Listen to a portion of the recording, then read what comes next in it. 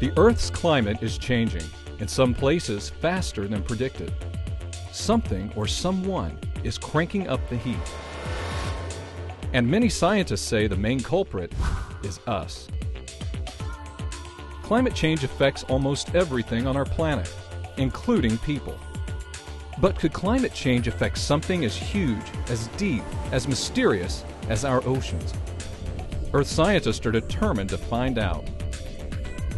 You can see the atmosphere, you can see the land, but you can't really see beneath the ocean's surface. And so you start wondering, what's going on beneath the part that we can see? We walk in a very small part of the atmosphere and we walk on the land, and it's how that interaction takes place with the ocean, the atmosphere, and the land that determines, our quality of life. Our goal is to understand the interconnectedness of it all. For years, people have worked to unravel the mysteries of the oceans. Scientists gather data from ships and buoys on the surface, take the plunge to explore ocean depths, and fly overhead to get a bigger picture. But one of the best views of oceans might be from way, way overhead. It's the view from space. The one thing that NASA satellites do that nothing else does, ships or buoys or anything else, is actually give you a picture of the globe within a few days. You get a much broader view of what's going on in some part of the Earth system, and you can link that together to understand the Earth as a whole. Thousands of satellites orbit our planet. Some look out into space. Others look back at us, at Earth. Some of the sensors on these satellites act like giant digital cameras, taking pictures in visible light, the kind our eyes see.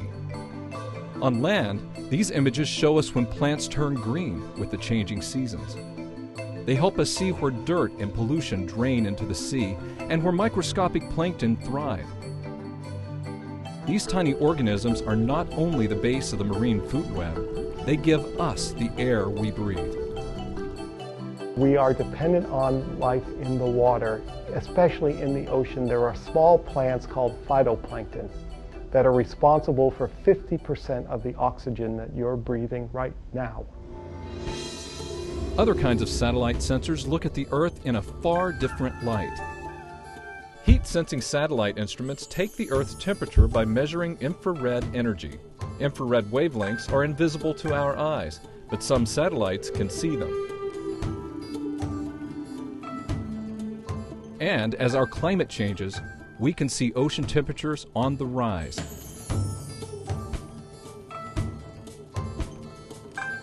Other satellites show us peaks and valleys, not just on land, but, believe it or not, on the surface of the ocean.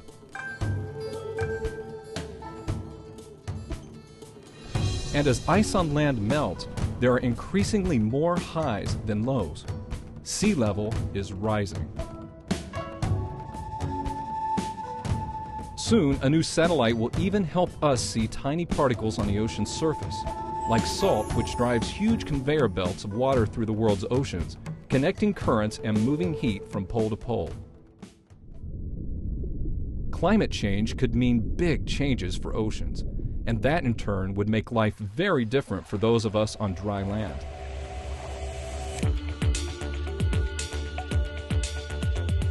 If the climate actually changes and the oceans change or respond to that change, it most definitely will impact life as we know it, and especially humans. To understand exactly how we stay here and how we're going to survive, both within the climate and even our life cycle, it requires understanding what the water is doing. Our climate is changing, in some places faster than predicted.